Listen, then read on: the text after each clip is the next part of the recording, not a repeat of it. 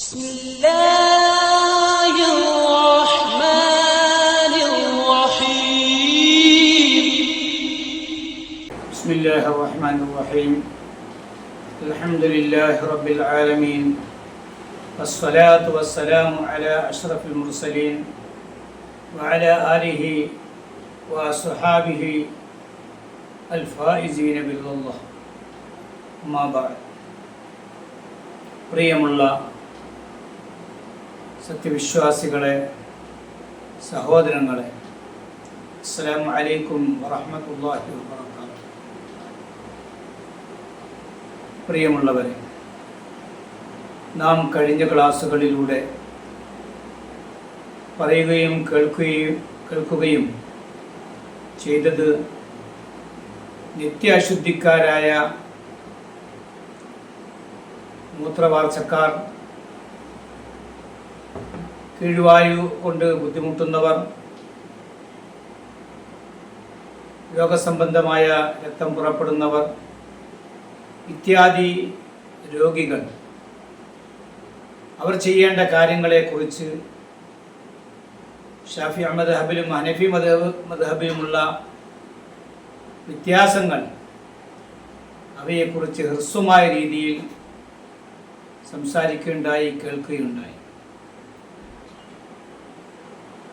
ഷാഫി മദ്ഹബ് അനുസരിച്ചുകൊണ്ട് നിത്യാശുദ്ധിക്കാർ എല്ലാ ഫർളിനു വേണ്ടിയും വുളൂ ചെയ്യണമെന്നും ഒരു വുളൂ കൊണ്ട് ഒരു ഫർള് മാത്രമേ പറ്റുകയുള്ളൂ എന്നും സുന്നത്തുകൾ എത്രയും ആവാം എന്നും നാം പറയുന്നുണ്ട്. ഹനഫി മദ്ഹബിൽ ഒരു ഫർളല്ല, എത്ര ഫർള് വേണമെങ്കിലും ആകാം, സുന്നത്തുകളുമാകാം, നേർച്ചകളുമാകാം, വാജിബുകളുമാകാം.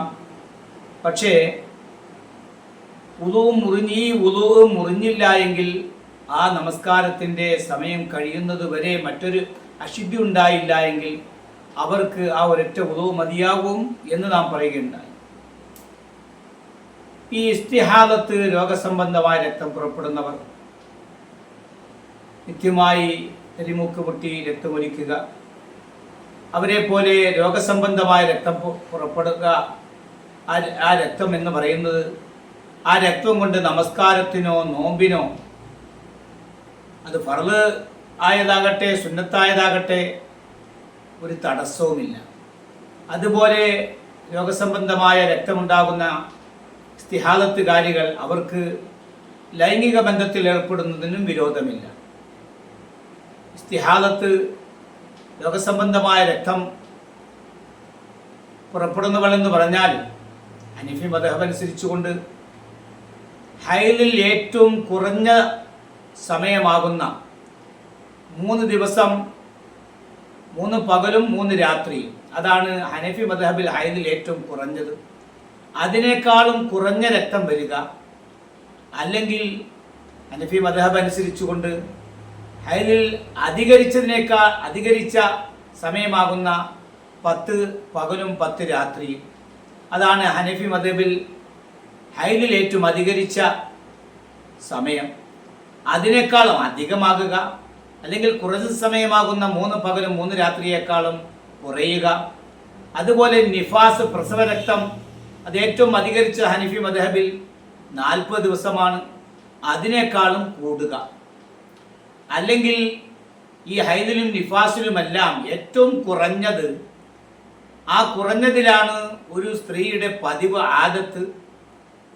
പതിവ് എത്രയാണോ ആ പതിവിനേക്കാളും കൂടുക. അല്ലെങ്കിൽ ഇതിനേക്കാൾ ഈ ഹൈദിലും നിഫാസിലും ആർത്തവത്തിലും പ്രസവരക്തത്തിലുമുള്ള ഏറ്റവും അധികരിച്ച ദിവസത്തെക്കാളും അധികമായി വിട്ടുകിടക്കുക.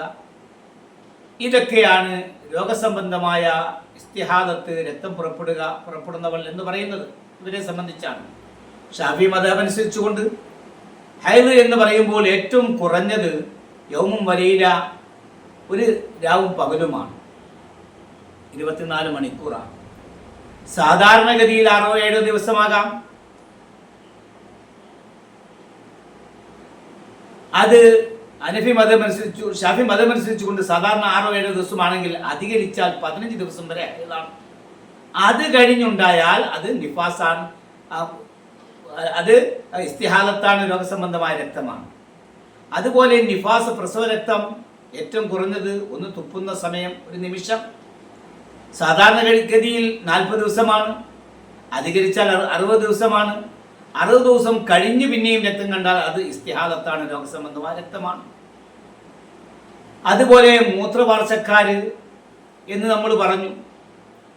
മൂത്രവാർച്ചക്കാരെന്ന് പറയുമ്പോൾ ഹുവല്ലദീലായി അങ്കത്തുറു തക്കാത്തുറു ബൗലിഹി ലുഅഫിൻ ഫി മസാനത്തിഹി, തൻ്റെ മൂത്രാശയം, ആ മൂത്രം വരുന്ന ആ ബ്ലാഡർ, അതിൻ്റെ ബലഹീനത കാരണത്താലോ അല്ലെങ്കിൽ തണുപ്പ് അധികരിച്ചതിൻ്റെ പേരിലോ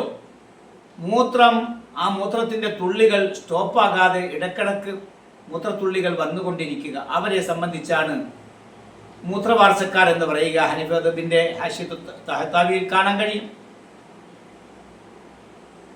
ഇങ്ങനെ രോഗസംബന്ധമായ രക്തമുള്ളവർ, മൂത്രവാർച്ചക്കാർ, ഗ്യാസ് ട്രബിൾ കൊണ്ട് ബുദ്ധിമുട്ടുന്നവർ, ഷാഫി മദ്ഹബ് അനുസരിച്ചു കൊണ്ട് പറയപ്പെടുന്നത് മാ ഖറജ അലാ വജ്ഹി സലിസി യജിബു അലാ സാഹിബി, മൂത്രവാർച്ചക്കാർ അവരുടെ മേൽ നിർബന്ധമാണ്. അവരിൽ നിന്നും മൂത്രവാർച്ചയുടെ രൂപത്തിൽ അഥവാ ഇടക്കിടക്ക് തുള്ളികൾ വരികയാണ്, മൂത്രത്തുള്ളികൾ വരികയാണ്, അവരുടെ മേൽ നിർബന്ധമാണ് അതിനെ സംരക്ഷിക്കുക, അതിൽ നിന്നും സൂക്ഷിക്കുക. എങ്ങനെ? ആ പുറപ്പെടുന്ന സ്ഥലത്തെ പഞ്ഞി പോലുള്ളത് കൊണ്ട് പൊതിയുകയും എന്തെങ്കിലും തുണിയോ മറ്റോ വസ്തുക്കൾ കൊണ്ട് അതിനെ ബന്ധിക്കുകയും ചെയ്യുക. ഇങ്ങനെ അതിന് സംരക്ഷണം കൊടുക്കുക. ഇങ്ങനെ സംരക്ഷണം കൊടുത്ത് ഇങ്ങനെ ചെയ്തു കഴിഞ്ഞാൽ പിന്നീട് വുളൂ ചെയ്യാം. വുളൂ ചെയ്ത് കഴിഞ്ഞിട്ട് പിന്നീട് മൂത്രവാർച്ചക്കാരാണ്, അവര് എന്തു ചെയ്തു? മൂത്രമൊഴിച്ചു, ശുദ്ധീകരിച്ചു. ആ സ്ഥലത്തെ പഞ്ഞി പോലുള്ളത് കൊണ്ട് പൊതിഞ്ഞ് എന്തെങ്കിലും കൊണ്ട്, തുണി കഷ്ണമോ അല്ലെങ്കിൽ മറ്റെന്തെങ്കിലും കൊണ്ട് അതിനെ ബന്ധിച്ചു. അതിനുശേഷം വുളൂ ചെയ്തു. പിന്നീട് എന്തെങ്കിലും പുറപ്പെട്ടാൽ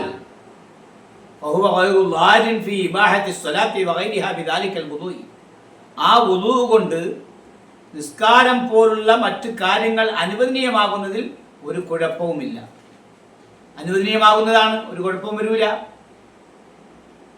ഇപ്പൊ നിത്യ അശുദ്ധിക്ക് നമ്മൾ പറഞ്ഞു, നിത്യ അശുദ്ധിക്കാരുടെ മേൽ എല്ലാ ഫർദിനും വേണ്ടിയും വുളൂ ചെയ്യൽ നിർബന്ധമാണ്. നേർച്ച നിസ്കാരമാണെങ്കിലും ഷാഫി മദ്ഹബ് പറഞ്ഞു എല്ലാ ഫർദിനും വേണ്ടിയും വുളൂ ചെയ്യൽ നിർബന്ധമാണ്. അതേപോലെ തന്നെ നിത്യ അശുദ്ധിക്കാരുടെ മേല് അവരെന്ത് ചെയ്യണം? നേരത്തെ സൂചിപ്പിച്ചതുപോലെ ആദ്യമായിട്ട് നിത്യശുദ്ധിക്കാർ മൂത്രവാർച്ചക്കാരാണ്, അല്ലെങ്കിൽ രോഗസംബന്ധമായ രക്തം പുറപ്പെടുന്നവളാണ്. അവർ അവരുടെ ആ ഫർജിനെ കഴുകുക, മൂത്രം വരുന്ന ആ ഭാഗത്തെ കഴുകുക, രോഗസംബന്ധമായ ഇസ്തിഹാദ് വരുന്ന ഭാഗത്തെ കഴുകുക. ആദ്യമായിട്ട് അങ്ങനെ ചെയ്യൽ നിർബന്ധമാണ്. എന്നിട്ട് പഞ്ഞി പോലുള്ളത് അതിൻ്റെ കവാടത്തിൽ വെക്കുക. എന്നിട്ട് നാട എന്തെങ്കിലും തുണിക്കഷ്ണമോ എന്തെങ്കിലും കൊണ്ട് എപ്പോഴും പതിവായിട്ട് വരുന്നവർ ഓരോ ഫർദിനു വേണ്ടി ഇങ്ങനെ ചെയ്യണം. ഒരു ഫർദിനു വേണ്ടി ചെയ്തു, അടുത്തൊരു ഫർദിനു വേണ്ടിയാണെങ്കിൽ എന്ത് വേണം?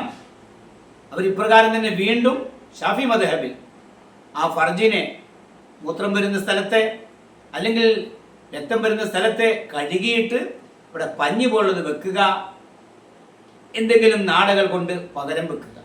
തജ്ദീദുഹ, പുതുക്കിക്കൊണ്ടിരിക്കണം ഓരോ ഫർദിനു വേണ്ടി. ഈ പഞ്ഞി വെച്ചതും ഈ നാട കെട്ടിയതുമെല്ലാം ആ സ്ഥലത്ത് നിന്ന് നീങ്ങിപ്പോയില്ലെങ്കിലും ശരി, യജിബു തജ്ദീദുഹ, അതിനെ പുതുക്കിക്കൊണ്ടിരിക്കൽ നിർബന്ധമാണ്. വൈലം തന്തക്കൽ അൻ മൗദിഅഹ, അത് വെച്ച ഭാഗത്ത് നിന്ന് സ്ഥലത്ത് നിന്ന് നീങ്ങിപ്പോയില്ല എങ്കിലും ശരി അതിനെ പുതുക്കിക്കൊണ്ടിരിക്കണം. വൈലം യുദ്ഹറു ദമു മസലൻ മിൻ ജവാനിബിഹ, രക്തം വെളിപ്പെട്ടില്ലെങ്കിലും ശരി പുതുക്കൽ നിർബന്ധമാണ്. അതിൻ്റെ ഭാഗങ്ങളിലൂടെ രക്തം പുറത്തേക്ക് കാണുന്നില്ലെങ്കിലും ശരി ഈ വെച്ച് കെട്ടുന്നതിനെ, പഞ്ഞി വെച്ച് ഇങ്ങനെ തുണി കൊണ്ടെല്ലാം കെട്ടുന്നതിനെ പുതുക്കിക്കൊണ്ടിരിക്കണം. സവാഉൻ കാന മുസ്തഹാലത്തൻ ഔ സലിസൻ, അത് മൂത്രവാർച്ചക്കാരാകട്ടെ രോഗസംബന്ധമായ രക്തം പുറപ്പെടുന്നവരാകട്ടെ.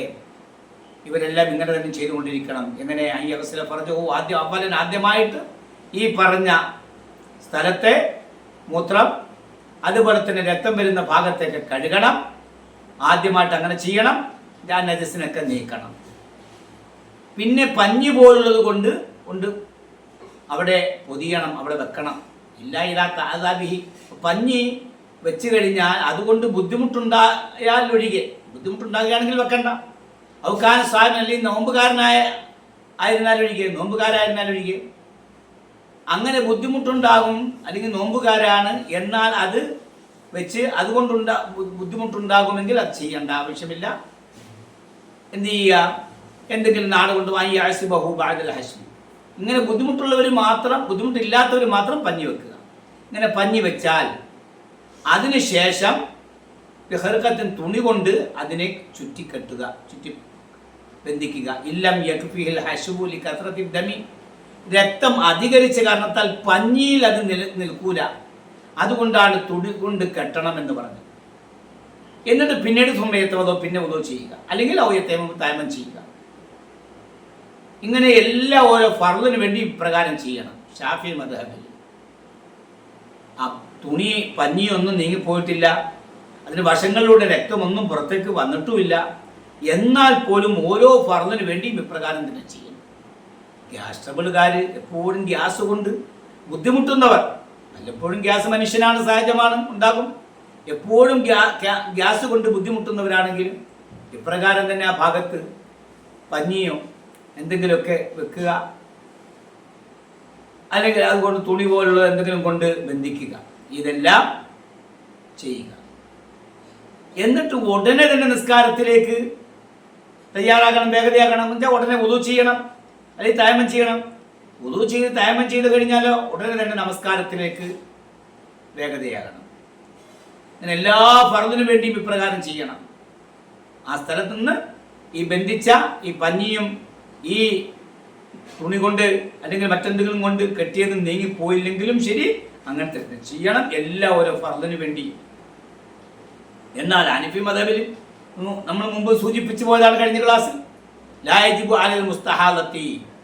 ഇപ്പൊ രോഗസംബന്ധമായ രക്തം പുറപ്പെടുന്നവൾ, ഈ ഇത്യാദി നിത്യശുദ്ധിക്കാർ, അവരുടെ മേൽ നിർബന്ധമില്ല. അൽ ഇസ്തിൻജാഉ, ശുചീകരണം നിർബന്ധമില്ല. ഈ വഖത്ത് കുല്ലി സ്വലാത്ത്, എല്ലാ നിസ്കാരത്തിന്റെ സമയത്തിന് വേണ്ടിയും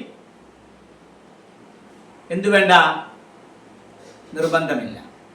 ഒരു നിസ്കാരത്തിന്റെ വഖത്തിൽ ഇപ്രകാരം ശുദ്ധി വരുത്തി ഇപ്രകാരം പഞ്ഞിയും അതുപോലെ തന്നെ നാടയും എല്ലാം കൊണ്ട് ബന്ധിപ്പിച്ച് വുളു ചെയ്തു കഴിഞ്ഞാൽ മറ്റൊരു അശുദ്ധി ഉണ്ടായില്ല എങ്കിൽ, കഴിഞ്ഞ ക്ലാസ് സൂചിപ്പിച്ചതാണ്, ഉണ്ടായില്ല എങ്കിൽ ആ വുളു നഷ്ടപ്പെടുന്നില്ല. അടുത്തൊരു ഫർദിന് വേണ്ടിയും പിന്നെയും ഈ നജസ് വരുന്ന ഭാഗം ശുദ്ധീകരിക്കാൻ നിർബന്ധമൊന്നുമില്ല ഹനഫി മദ്ഹബിൽ. മറ്റൊരു അശുദ്ധി പുതുതായി വന്നാൽ മാത്രമേ അത് നിർബന്ധമാകുള്ളൂ.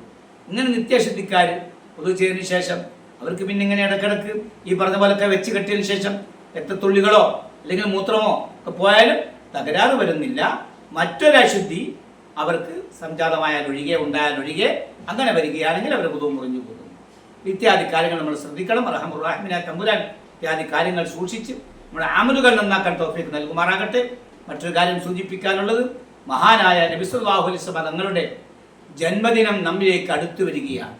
വരുന്ന ഞായറാഴ്ച സഫർ മാസം 29 ഞായറാഴ്ച കേരളത്തിൽ എല്ലായിടത്തും മാസപ്പിറവിയുടെ സ്ഥിരീകരണത്തിൻ്റെ അടിസ്ഥാനത്തിൽ വരുന്ന ഞായറാഴ്ചയാണ് 29 വരുന്നത്. ഞായറാഴ്ച അസ്തമിച്ചിട്ട് മാസപ്പിറവി ദർശിച്ചാൽ തിങ്കളാഴ്ച റബീഉൽ അവ്വൽ 1 മാസപ്പിറവി ദർശിച്ചില്ല എങ്കിൽ തിങ്കളാഴ്ച സഫർ 30, ചൊവ്വാഴ്ച റബീഉൽ അവ്വൽ 1. അങ്ങനെ വരുമ്പോൾ 29 കണക്കാക്കിയിട്ടാണ് മാസപ്പിറവി കണ്ടതിൻ്റെ അടിസ്ഥാനത്തിലാണ് റബീഉൽ അവ്വൽ നാം കണക്കാക്കുന്നതെങ്കിൽ സെപ്റ്റംബർ 5 റബീഉൽ അവ്വൽ 12 വരും. അതല്ല സഫർ 30 പൂർത്തീകരിച്ച് മാസപ്പിറവി ഒന്നും കണ്ടില്ല, 30 പൂർത്തീകരിക്കുകയാണെങ്കിൽ സെപ്റ്റംബർ 6 ശനിയാഴ്ചയായിരിക്കും റബീഉൽ അവ്വൽ 12. ആനയെ പ്രവാചകനെ സ്നേഹിക്കാനും പ്രവാചകന്റെ മദ്ഹുകൾ ആലപിക്കാനും പ്രവാചകന്റെ സുന്നത്തുകൾ ജീവിതത്തിൽ പ്രാവർത്തികമാക്കാനും അല്ലാഹു നമുക്ക് തൗഫീഖ് നൽകുമാറാകട്ടെ. റബീഉൽ അവ്വലിന്റെ പവിത്രത കൊണ്ട് മഹാനായ പ്രവാചകന്റെ ഹക്ക് ജാഹ ബർക്കത്ത് കൊണ്ട് നമ്മുടെ അമലുകളൊക്കെ അല്ലാഹു തആല സ്വീകരിക്കുമാറാകട്ടെ. അവന്റെ ഇഷ്ടജനങ്ങളിൽ നാം ഇവരെയും ഉൾപ്പെടുത്തി അനുഗ്രഹിക്കുമാറാകട്ടെ. വാഖിറു ദഅവാന അൽഹംദുലില്ലാഹി റബ്ബിൽ ആലമീൻ. അസ്സലാമു അലൈക്കും വറഹ്മത്തുള്ളാഹി വബറകാതുഹു.